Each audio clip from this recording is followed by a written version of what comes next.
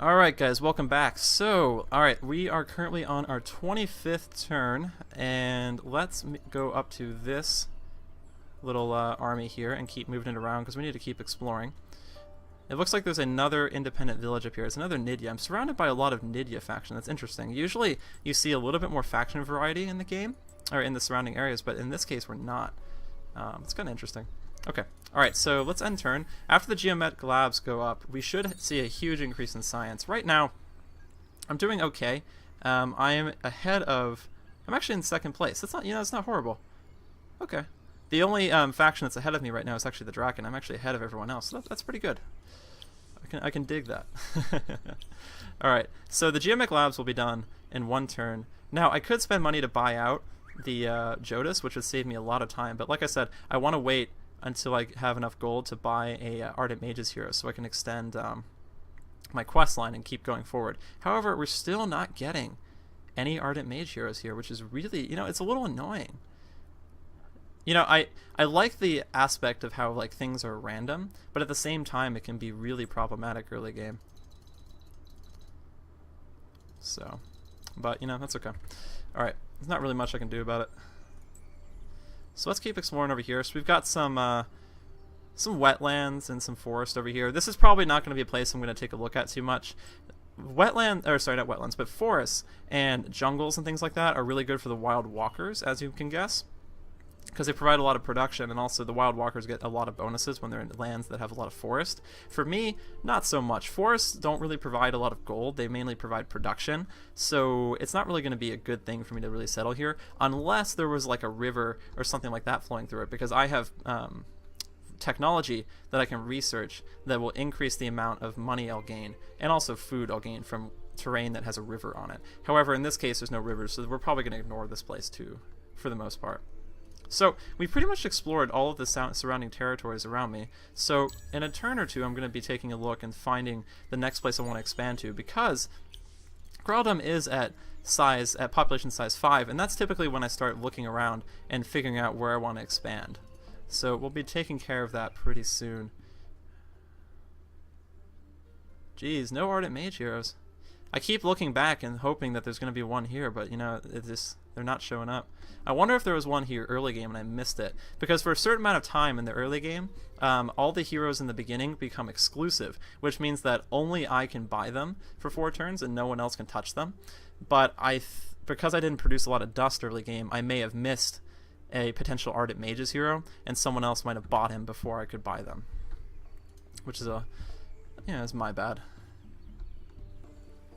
Okay, so we've explored this area. Let's go down here. It's going to take me a little while, but I want to explore this region down here because we haven't taken a look at the bottom of Soth and also the area below Rondaria. I want to take a look at the regions down there next. Alright, so it's end turn.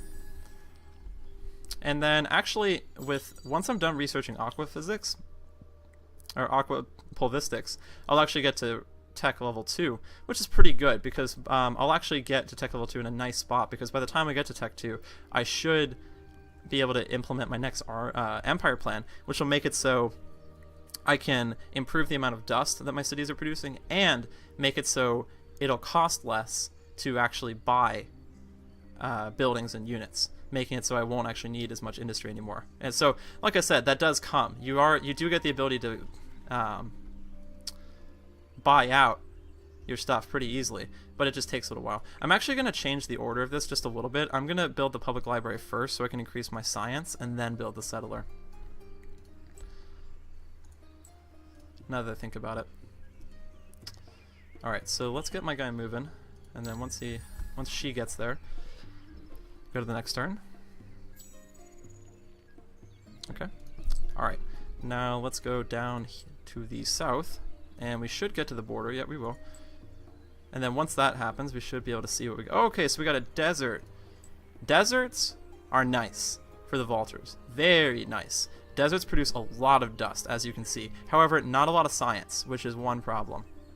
Now, I don't need a huge amount of science. I'm not going for science victory. So if I found, if I were to settle my second city in a place with a lot of science and also some decent amount of dust, I could then settle a third city down here and not have to worry about it not producing a lot of science, because I can just give it a basic amount with like a library and things like that. So this may actually be a really good place to settle, because it's got some water over here, so I can get a potential like 4 dust out of this place, which would be great.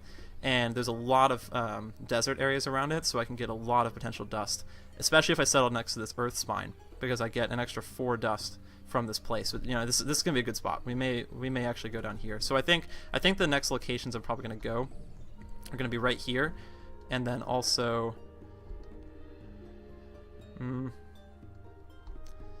this is tough. Probably right there, and then I may have to move down here. We'll see. Anyway, all right, let's end turn. And one more. Oh, and we've hit winter time. Okay, so this is where I will explain winter. So this game has a really unique seasonal system, unlike a lot of other 4X strategy games, where over time the world will go in a series of cycles between summer and winter. During winter time, your empire will receive a number of negative modifiers that will really hurt your empire and make it so you'll be producing a lot less, and also your armies will be a lot less effective. And it only gets worse. Now, there are certain technologies and also certain hero abilities you can get, like I showed you in the first video, that will mitigate the effects of winter a little bit and make it less hard on your empire.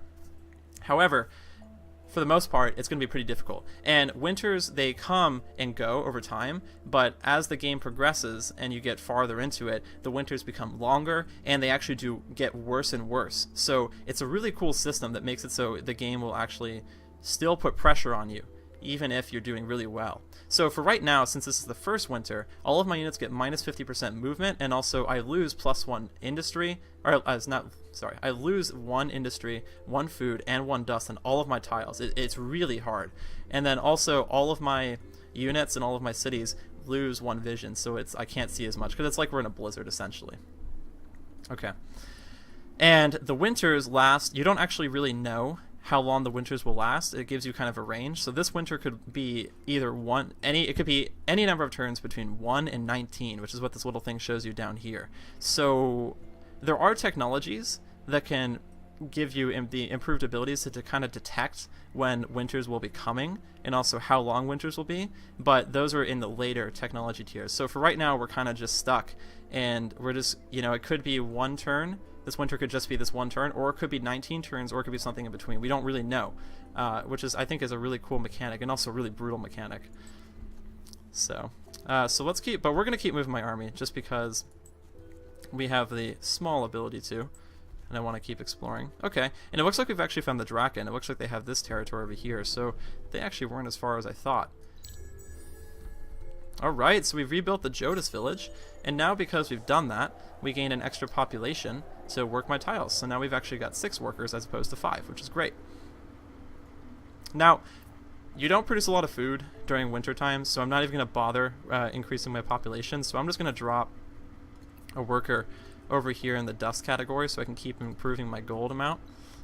And it looks like, oh, finally! Thank God.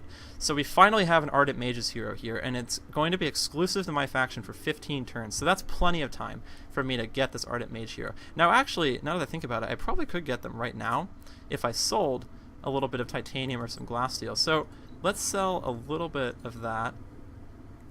So she costs 544, so if I sell this, that'll get me up to 520. Okay, and then if I sell, I don't want to sell 5 of this, maybe if I sell 2, it'll get me 544. Okay, that's great. Alright, so we will, let me sell a little bit more titanium, because I will need a little bit more gold, because the more heroes you have, actually, the less money you produce. Alright, but I've bought her now, so that's good. So now that I have her, all I need to do is equip her, or attach her to one of my armies, so this one, and then I need to equip the item that I got, the Roads of Dust, to her, and then after that we'll get the next quest line. But we aren't going to do that just yet, because right now it's winter time, and these guys are already receiving a movement bonus, and they are mounted, so even with their high movement speed, I'm only able to move 3.5 movement points, which is very little. That's only like 3 tiles. And the Ardent Mage heroes are typically not mounted, and they don't provide a lot of movement bonuses, so if I put her on this unit right now, it's going to move even slower. So we're not going to do that right now. We're just going to let that be for the time being. Alright, So let's end turn. Okay. And it looks like we are still in wintertime? Yes, okay. I wasn't sure, because usually when it transitions from winter and summer, it has this really cool transition where everything ends up becoming melted really quickly. And then all the little cold winds that are going over the screen, they go away. And I thought that was what was happening there, because they stopped for a moment. So that's why I was kind of waiting. But looks like that's not happening just yet. Alright, so let's keep exploring. The Ardent Mage Hero, once I equip her to my army, the quest I'm going to get is I'm going to have to explore 3 temple ruins with her. So I'm going to look around for temple ruins. We found one right here, and I'm not going to explore them just yet, because the more temple ruins I explore that are close to me, the farther I'm going to have to search to find different ruins for my factions. So I'm just going to keep exploring around and seeing where I can find potential temple ruins. There is an unspoiled ruin right here. However, there is a roving army of rumblers right here, and rumblers are really strong, so I'm going to leave them alone for the time being. And I'll come back to that later, especially since that's in enemy territory as well. That's in Draken, or not Draken territory, but whoever the green is, which we'll find out most likely pretty soon. Oh, I love this. The little music that plays when you get to a new tech era is really cool. It's really rewarding. So now that I've researched Aqua, whatever it's called, I think it's Aqua Physistics, I forgot already. Now that I've done that and I've researched 9 technologies, I am now in Research Era 2. So you can see you get a number of different bonuses and new effects from being in a new technology era. So now that that's happened, I can improve all of my units that I can build by going to that unit design screen and equipping them with tier 2 iron weapons and armor. So, you know, all of my units will be potentially stronger now if I want to make them stronger. Also, newly trained units will now be veterans, level 2, and they cost more, so it's kind of good and bad. You know, it's a double-edged sword. And then also, we can now build watchtowers, and we have the Empire Plan level 2 available. And that's great because it looks like actually the next Empire Plan will be available in 6 turns.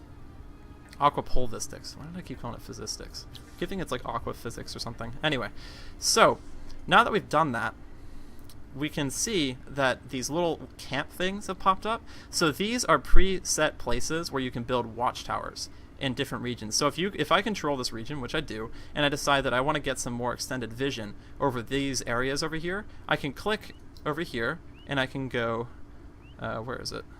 Oh, you know what? I think I have to, do I have to research it? I forget, actually. I think I may have to research it. Oh yeah, I do have to research it. That's right. So once I research Imperial highways, I can then build watchtowers on any of these different camp locations, and it'll give me extended vision. So it'll give me advance warning if enemy units start coming over to me and things like that. It's pretty useful. I usually like to get 1 or 2. Alright, so we found a second temple ruins. That's really good. So that means that we've actually found 2 temple ruins in really close proximity to each other, which will make it really nice and quick for me to search those, because I need to find 3 temple ruins, 3 temple ruins, and I found 2, so I just need 1 more, and then once I do that, we can search it. Oh, I'm not researching any technology. That's not good. So the next thing I probably want to get is I want to get something that will increase my gold.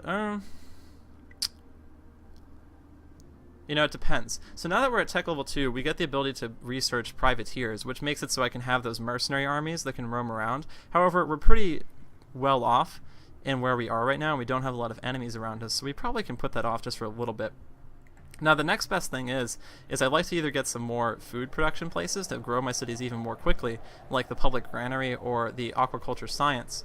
Or I'd like to go for Imperial highways, which gives us the ability to make trade routes, which will increase my gold and science significantly. Either one of those 2 things, or I go for prisoners, slaves, and volunteers, which makes it so it's cheaper to buy units and buildings. But I think since we're not producing a lot of dust, we want to try to get my dust up as quickly as possible. So we're going to get Imperial highways, and then we're going to go for prisoners, slaves, and volunteers. Okay. So yeah, we'll do that. So I think that's going to be all we're going to do this turn, so we'll end turn for now. And huzzah! We are now back to summer. That's wonderful. I like that summer transition effect. It's really cool. So we've run into 2 Driders, and I think since I didn't do any fighting last time, well, you know, let's do one, even though we're going to win, most likely. Unless I seriously mess up here. Luckily, we've got a pretty good advantage here. We've got some really nice open terrain, so I'll be able to use my unit's charge ability to the fullest extent.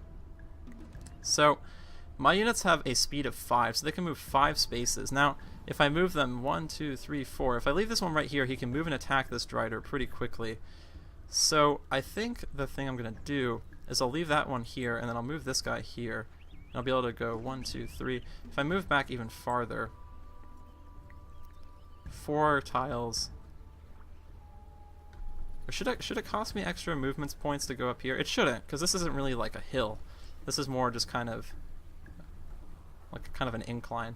It shouldn't, because it usually will cost you 2 speed to go through areas with forest, which is marked by these little trees, or through areas that are elevated. And this isn't really elevated, so it shouldn't cost me more than 1 movement point, I hope. So I'm gonna take a gamble and hope that what the place I'm moving here is gonna hold out. Now, luckily, Driders have basically really bad initiative, and because of that, I'm going to be able to move before them. And like I said, if you actually end up attacking a unit before they can do anything, then they will counterattack you, which will expend their 1 single action point for that turn, which means that they can't actually do anything. So if I get on these guys before they get on me, and I just keep attacking them, they'll never be able to move away from me, which is really good, because Driders are actually support units, and they're ranged. So I can kill them really quickly if I actually get in on them. So I'm going to have this unit focus on that guy, and then these, my hero, and also this dervish will focus on these two, on this guy, and then we'll move in. So let's see, did it take me... Okay, good, I was right. So I'll get the full ability of the charge, which will be really good. Yep, there we go. I did 33 damage with that assault. That was excellent. Alright, so it should take me only a few spaces. Yep, okay, I got it. And I should get a full charge bonus here as well. Yep, 33 as well. Alright, so good. I took advantage of the charge bonus successfully. Make sure, if you're using dervishes, you take advantage of that charge bonus, because it is really good. And that is the one strength that they have. Especially against units like Driders that have really low defense and also really low initiative. You can kill them so quickly if you just do this. So you can see here, I'm just massacring these guys right now. So I killed that Drider. It's excellent. And I'll probably kill this Drider as well. Oh, luckily they missed me, which is good. So that means this unit didn't take any damage in the Drider's counterattack. And we killed him. Good. Alright, so those Driders are dead. Dead Driders. Alright, we'll move back. That was pretty fun. Okay, so let's keep moving and looking for some new temples. Since we need to find one more potential temple. Ah, and we found one. Excellent. Okay, so now that we've done that, let me move this unit over here. And, okay. And let's unassign this hero. And we're going to assign our new hero. Oh, wait. We need to give her the manuscript first, which right now we actually don't have enough gold for the manuscript, unless we sell something, which, you know, we could. I'm a little impatient, so I will sell 1 of my titanium. We don't have a lot of titanium left, so I probably shouldn't be doing that, but I'm just going to do it anyway. Okay, and then let's go to the Inquisitor, and we're going to go over to the equipment screen here and equip these Roads of Dust, which is going to cost me 56 dust, which I can afford. I only have 1 dust now, though. But that's all right. We'll start gaining some dust pretty soon. And now I'm going to take this army here and assign my Ardent Mage hero to them. And now that we have an empty space, I think the next thing is I'm actually going to assign my old hero right here to this city, which is going to increase my dust by a little bit, because like I said, you'll gain, because of her dust efficiency ability, she'll increase the city's dust amount. And now that we've done that, let me search this ruin. Oh, do I have to wait till next turn? Oh no, I messed up. Oh crap. So I actually forgot that the quest doesn't fire immediately. You actually have to wait a turn before you get the quest reward here, and then you get the next part of the quest. So I actually just wasted that temple ruin. Oh crap, I messed that up. Okay, well that's alright. We'll find another temple ruin. I'm sure there's one somewhere on the map. Luckily we got a lot of dust from that though, so that was good. Okay, so here we go. So now we've got the ruin, and we have to search 3 temple ruins with an army that has the Ardent Mage's hero and has dust. Okay, so we've found the cultists. Cultists are bastards. Be careful with them. So, like I said, cultists have an ability where they can only build 1 city. However, they can convert other minor factions in other cities, I believe other cities, to their empire. The main victory path of the cultists is domination, so you really need to be careful with them. they are most likely never going to be your friends, and if they are your friends, they're going to backstab you later, so be very careful with them. And it appears we found them, so they are the light blue faction up here. Okay. And they actually have a fanatic over here. Now we have 2 militia garrisoning my city, because all cities usually get at least 1 or 2 militia. You can get skills or technologies that'll increase the amount of militia you get, but every city usually gets a default of 2 militia. And we have a hero governing the city, so she'll defend it if we need to. So we shouldn't have to worry about this guy too much, unless they move a massive army from somewhere. But I think we'll be fine. Let's get a temple ruin. Let's search this. So we got 70 dust. That was good. Getting a lot of a lot of dust from these temple ruins. And then we're gonna have to wait one more turn to get to this one, and then after that we're gonna have to look around and find another ruin, which shouldn't take too long, I think. Now we're producing a good amount of dust right now. Once we get this next city, I'm probably gonna pick up this city and move it somewhere else. Oop. There's a little bit of lag. I apologize. But yeah, I'm probably gonna pick it up and move it somewhere else, unless I find a really good place where I want to move my next city. Like I said, this place wouldn't be too bad. There's some nice stuff here. Or this place would be okay. If I wanted to like really grow a city really quickly, I could build right here. However, I do want to place a city right here because I have the ability now to improve a city's dust production significantly if they're on rivers and also by sea tiles. So if I were to move this city and pick it up like right here, I could really get a lot of gold from this, or a lot of dust. So it may be worth it to just move this city here and then move my other settlers somewhere else. But we're going to have to figure that out in 3 turns. Okay. So let's move this guy over here. I want to stay out of the way of this army of trolls. And we found nothing in this ruin, but that's okay. We've still searched 2 temple ruins. That's still part of the quest. It doesn't matter if you don't find anything in the ruins, as long as you at least search them. You still get part of the quest completed. Alright, so I'm going to move over here since it appears that we've really searched all this place. I could search this ruin, but then I'd have to go through those 2 big ogres, and I don't really want to do that right now. I want to get my quest done so I can get to the next tech. Or, sorry, so I can finish this quest up. So my hero has leveled up. Now, Ardent Mage heroes are usually pretty good leaders of armies. They're usually support units, and they provide a lot of bonuses, like they get slowdown, which if cast on a unit, it makes it so they can't move as much. They give their armies a passive initiative bonus, so they can act before other people. They also, what else do they provide? They get increased fire, which can increase the attack, I believe. Is it on her, or is it on another unit? I can't remember. But they also provide an extra science boost if they're put in a city, so that's pretty good. So I think with her, I'm going to do Renaissance Thinker. So if she's equipped to a city, she'll actually give it a +8 science, which will be pretty nice. With the roving clans, I usually do not end up using my heroes as military leaders once I get to the mid-game. Because the only way I can actually fight other factions is either I have to agitate them and get them to declare war on me, which can take a while, or I have to use a mercenary army, which you can't make a mercenary army into a privateer army unless the army itself has no hero. The army itself cannot have any units that actually belong to your faction. It can't have any of your own faction-specific units, and it also cannot have any of your heroes in the army. Because if you do that, you don't get the ability to make it a privateer, which means you can't just send it into another faction's territory and just destroy them. So I usually don't end up using my heroes most of the time as fighters for the roving clans. I usually end up using them as governors. But that could change. I mean, I haven't played this game extensively, but that's just the way I like to play it for right now. So far we've lucked out, unfortunately, or we're out of luck, and we haven't found any ruins. But if we keep searching over here, I have a feeling that we're going to find something soon.